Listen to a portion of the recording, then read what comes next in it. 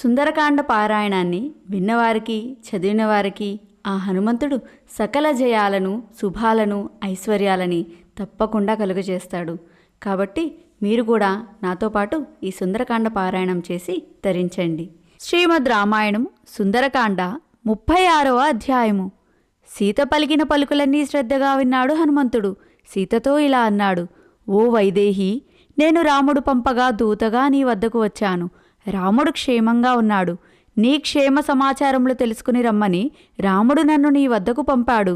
రాముని తమ్ముడు లక్ష్మణుడు కూడా ఆయన పక్కనే ఉన్నాడు. లక్ష్మణుడు కూడా నీకు తన అభివాదములు తెలుపమని అన్నాడు అని అన్నాడు హనుమంతుడు.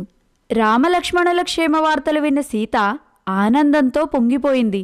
మానవుడు బ్రతికి ఉంటే 100 సంవత్సరాలకైనా క్షేమకరమైన వార్తలు వింటాడు అని లోకోక్తి.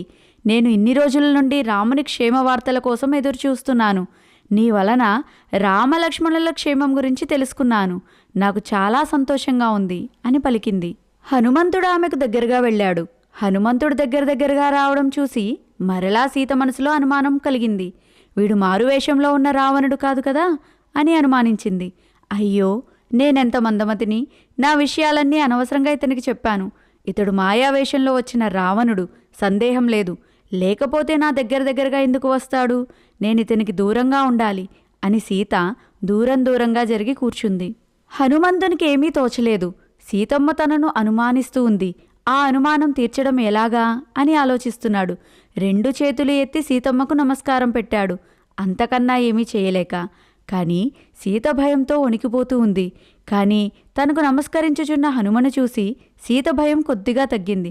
రావణుడైతే నమస్కరించడు కదా అని అనుకుంది. అందుకుని హనుమతో ఇలా అంది: అయ్యా, నీవు ఎవరో నాకు తెలియదు. నీవు కనుక మాయావేషంలో వచ్చిన రావణుడివే అయితే వెంటనే వెళ్ళిపో. నా నిర్ణయం నీకు ముందే చెప్పాను. మరలా వచ్చి నా బాధను పెంచకు. నీకు మంచిది కాదు. నువ్వు ఎవరివో నాకు బాగా తెలుసు.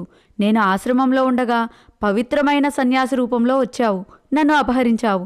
ఇప్పుడు ఈ వానర రూపంలో వచ్చావు. నువ్వు ఆ రావణుడివే, సందేహం లేదు. ఇలా మాటిమాటికి వచ్చి నన్ను ఎందుకు బాధ పెడతావు? నీ వంటి వాడికి ఒక స్త్రీ కోసం ఇలా చేయడం మంచిది కాదు, శోభనివ్వదు అని దూరంగా జరిగింది. కానీ అంతలోనే మరొక ఆలోచన సీతమ్మ మదిలో మెదిలింది. తనలో తాను అనుకుంటున్నట్టు బయటకు అనుకుంది. కానీ ఎందుకో నా మనస్సులో నిన్ను రావణుడు కాదు అనిపిస్తూ ఉంది. ఎందుకంటే మొదట నిన్ను చూడగానే నా మనస్సులో అనుకోకుండా నాకు ఆనందం కలిగింది. రావణుని చూస్తే నాకు అసహ్యం తప్ప ఆనందం కలగదు. నీవు చెప్పినట్టు నీవు రాముని దూతగా వచ్చినట్లయితే నాకు చాలా సంతోషం.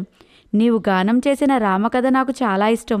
ఎన్నిసార్లు విన్నా తనివి తీరదు. శ్రీమద్ రామాయణము సుందరకాండ 36వ అధ్యాయము మొదటి భాగము సంపూర్ణము. హరి ఓం తత్సత్.